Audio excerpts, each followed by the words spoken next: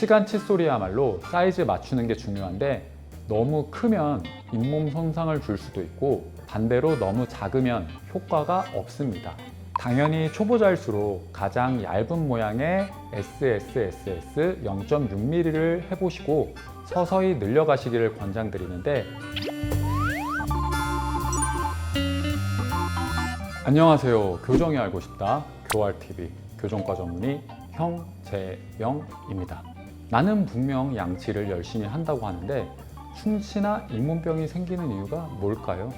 바로 칫솔이 절대 닿지 않는 사각지대가 존재하기 때문입니다. 그래서 오늘은 칫솔과 치약 말고 구강 보조용품이라 불리는 제품들에 대해서 왜 필요한지, 그리고 어떻게 고르면 좋은지 자세히 알려드리겠습니다.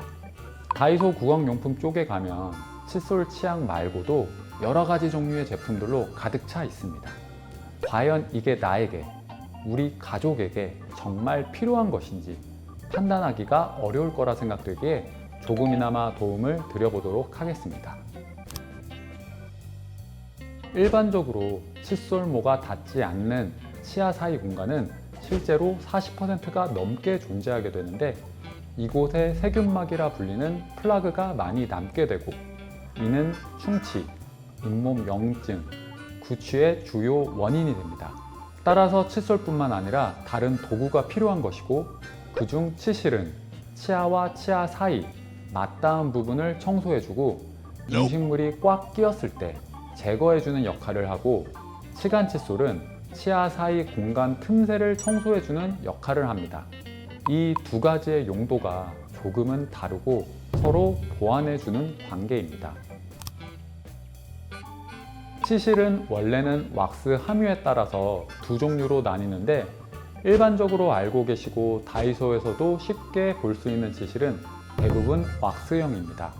언왁스 치실은 더 잘 닦이겠지만 사용이 조금 어렵기 때문에 다이소에서도 판매되지 않고 있고, 왁스형 치실을 사용하시기를 권장드리는 편입니다. 다이소에는 치실 두께도 다르게 판매되고 있는데, 치아 사이 공간이 넓으신 분이 아니라면 얇은 제품을 사용하시는 게 더 좋습니다. 또한 치실통 안에 롤 형태의 치실이 있고 손잡이가 있는 치실이 있는데, 어린이나 초보자에게는 손잡이형이 더 편할 수 있지만 성인이시라면 롤 형태가 더 경제적이고 원하는 대로 길이를 잘라 쓸 수도 있고, 치실을 치아 사이에 넣은 다음에 아래로도 뺄 수 있기 때문에 롤 형태를 더 권장드립니다. 치간 칫솔이야말로 사이즈 맞추는 게 중요한데 너무 크면 잇몸 손상을 줄 수도 있고 반대로 너무 작으면 효과가 없습니다. 당연히 초보자일수록 가장 얇은 모양의 SSSS 0.6mm를 해보시고 서서히 늘려가시기를 권장드리는데, S 하나에 0.1mm씩 얼추 두꺼워집니다. 모양도 일자형과 L자형 두 가지로 앞니를 하실 때는 일자형, 뒤쪽을 하실 때는 L자형을 사용하시면 되는데, 쉽게 꺾이는 형태라서 모양에 구애받지는 않으셔도 됩니다. 일회용 이쑤시개와 같은 형태의 치간 칫솔도 쉽게 볼 수 있는데 너무 딱딱하기 때문에 깊게 사용하시면 잇몸에 상처를 낼 가능성도 있어서 그리 권장드리고 싶지는 않습니다.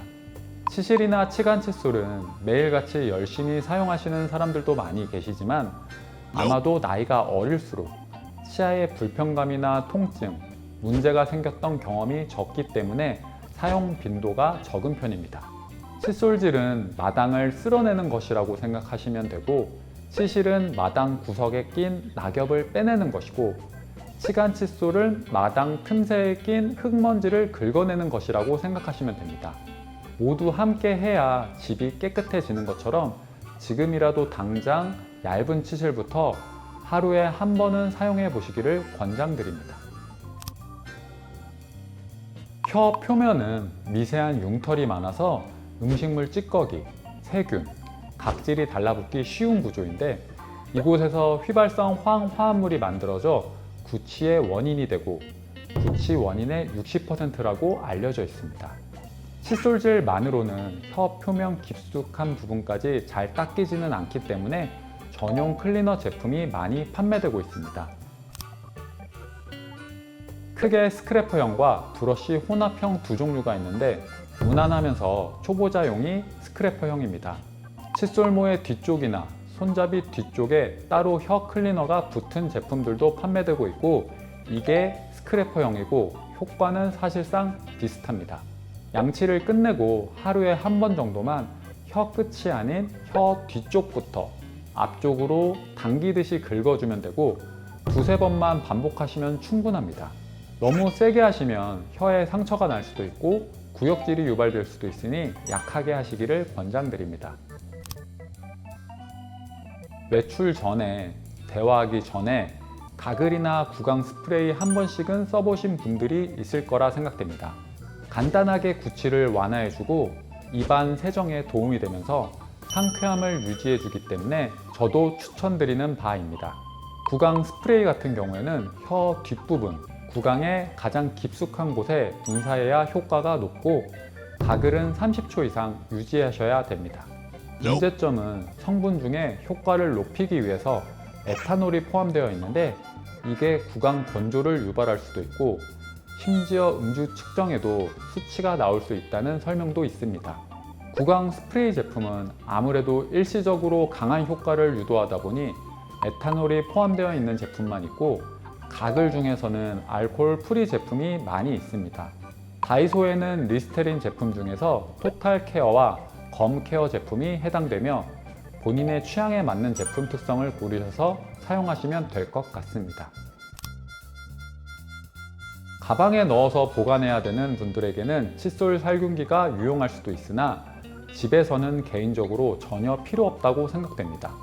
자외선을 이용해서 세균수를 줄이는 목적으로 사용하는 제품인데 살균기 안에 칫솔을 놔두게 되면 칫솔모의 건조가 되지 않아서 세균이 오히려 증식하게 됩니다. 칫솔을 가장 깨끗하게 사용하기 위해서는 환기 건조가 가장 중요한 부분입니다. 따라서 굳이 살균기를 따로 구입하실 필요는 없다고 생각됩니다. 보통 다이소 판매대의 살균기 옆에는 전동 칫솔이 판매되고 있는데 이 제품은 개인적으로 괜찮다고 생각됩니다. 칫솔모의 크기도 슬림으로 작은 편이고 가격적인 면에서도 큰 부담이 없는 가격입니다. 물론 기본적으로 전동 칫솔은 칫솔질이 서툰 아이들이나 손의 힘이 약해서 칫솔질이 어려운 분들을 위해서 만들어진 거기 때문에 굳이 꼼꼼한 성인분들이 사용하실 필요까지는 없습니다. 구강 스프레이와 가글은 치료제가 아니라 응급처치용이기 때문에 근본적으로는 양치, 혀 세정, 치실, 치간 칫솔이 가장 중요하다는 점을 잊지 않으셨으면 합니다. 특히 치실과 치간 칫솔은 귀찮아 보이지만 매일 1, 2분 투자만으로 치과 진료비 수십, 수백만 원을 아낄 수 있는 가장 확실한 보험입니다. 오늘 영상 보신 분들은 꼭 가장 얇은 것부터 하나씩 준비해서 사용해 보시기를 권장드립니다. 오늘 영상이 도움이 되셨기를 바라며 좋아요와 구독, 알림 설정도 부탁드립니다. 궁금한 점이나 추가로 알고 싶은 내용은 댓글로 남겨주시면 성실히 답변드리겠습니다. 감사합니다.